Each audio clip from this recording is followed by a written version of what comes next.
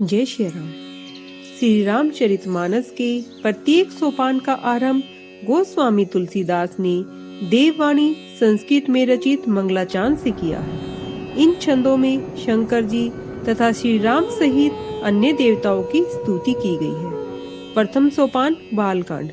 इसके आरंभ में सरस्वती जी, गणेश जी, पार्वती जी तथा महादेव जी और कवीश्वर वाल्मीकि तथा हनुमान जी की वंदना की गई है।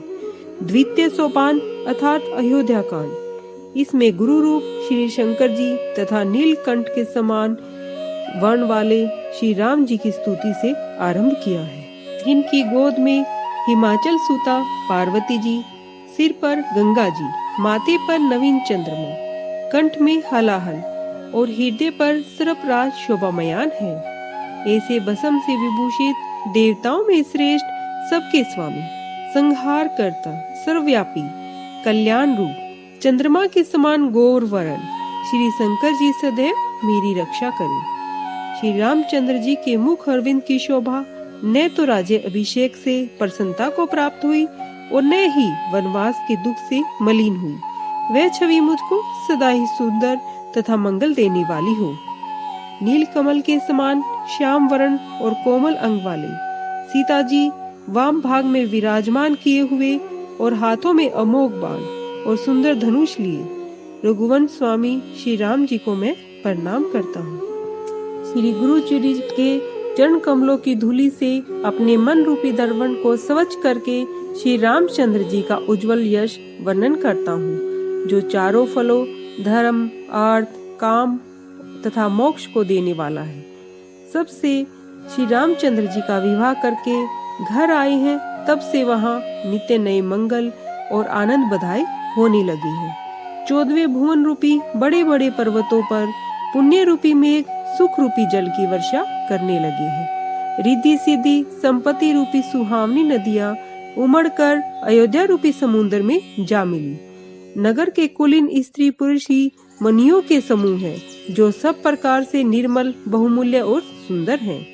पुरी का ऐश्वर्य कुछ कहा नहीं जाता, मानो ब्रह्मा जी की कारीगरी इतनी ही है। सब प्रकार से सब नगरवासी राम जी के चंद्रमुख का दर्शन करके सुखी हुए। सब माताएं और सखी सहेलियां अपने मनोरथ रूपी बेल को फलता फूलता देखकर प्रसन्न है। राम जी के रूप, गुण, उत्तमशील स्वभाव को देखकर तथा उनके विषय में सुनकर राजा दशरथ जी बहुत ही प्रसन्न होते हैं।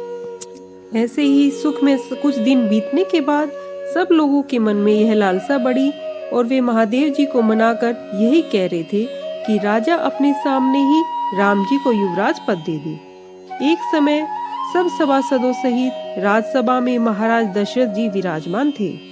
सब सुकर्मों की मूर्ति महाराज रामचंद्र जी के सुयश को सुनकर मन में बहुत ही प्रसन्न हुए। सब राजा उनकी कृपा चाहते हैं और लोकपाल गण भी उनके रुख को रख कर प्रीति करते हैं।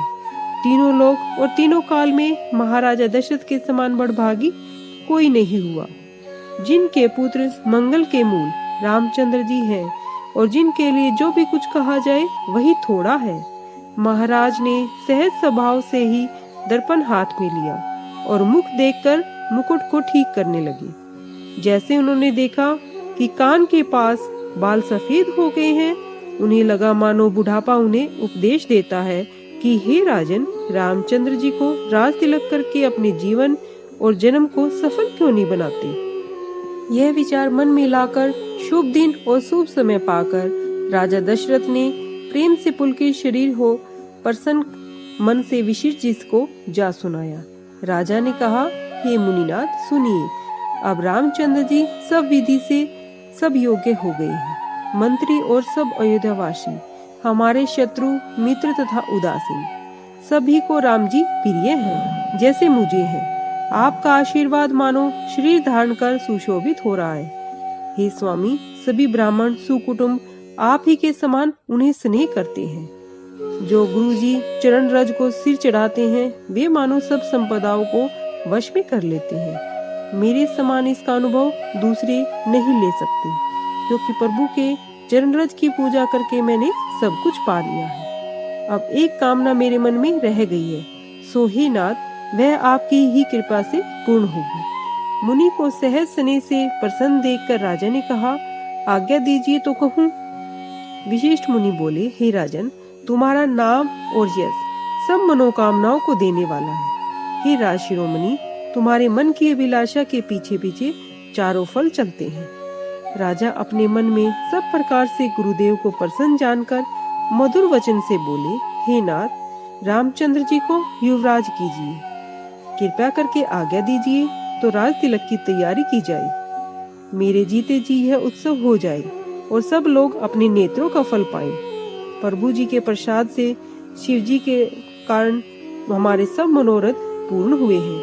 केवल यही अभिलाषा मन में रह गई है। फिर कुछ चिंता नहीं, शरीर छूटे तो छूट जाए, जिससे पीछे पछतावा नहीं रहेगा। दशरथ जी के आनंद और मंगल के मूल वचन सुन मुनि बहुत बोले, बहुत अच्छा। जय श्री राम।